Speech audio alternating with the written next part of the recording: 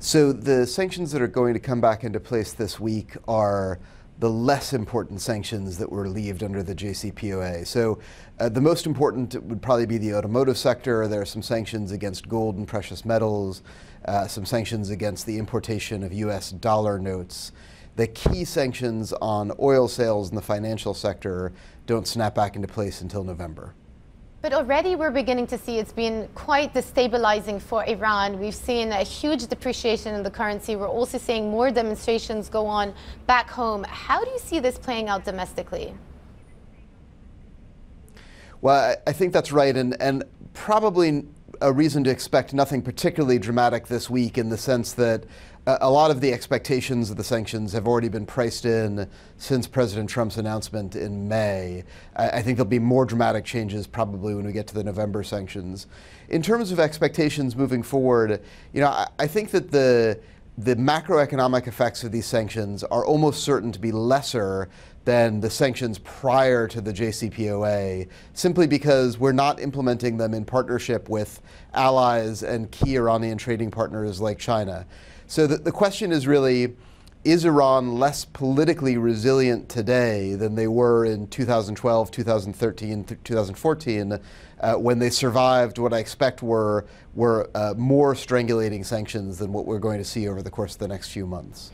What do you think is the desired end game here? Because if we look at some of the comments that came out of the administration and the president just a couple of months ago, he's alluded to the fact that potentially there could be a change in leadership, and that would be one potential desired outcome. But then equally, about a week ago, the president also seemed open to the idea of meeting with his Iranian counterpart when he was asked about it at a press conference. So what do you think the US want to achieve? I think it's probably a mistake to assume that the Trump administration has a single strategic goal in mind. There are clearly people in the administration who are serious hawks. They'd like to increase the pressure on Iran and aim for some sort of regime change. I think that that's a naive and unrealistic expectation from sanctions pressure. And then you've got President Trump, who, I think on Iran, on North Korea, over and over again, he just wants to put himself into the room. And it's not just the statements that he made last week. It goes all the way back to last fall, when President Trump sought a meeting with President Rouhani at the UN General Assembly in September. So what does he want to achieve in that meeting? I think if we look at the North Korea example, probably not all that much. He just wants to be able to have the meeting and walk away saying that he has somehow fundamentally altered the course of policy.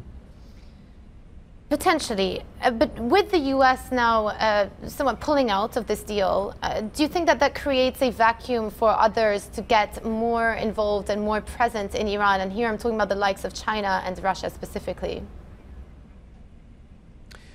Well, I think that's almost certainly correct. Of course, it's not the U.S. really pulling out of trade with Iran. Even under the JCPOA, U.S. trade with Iran was extremely restricted.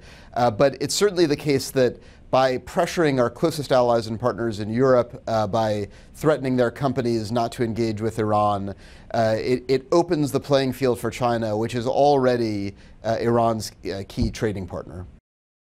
Hey everybody, it's Hadley Gamble from our new CNBC Middle East Bureau in Abu Dhabi. Thanks for stopping by. Now, to watch more, you can try one of the videos that just popped up on your screen. And don't forget to subscribe.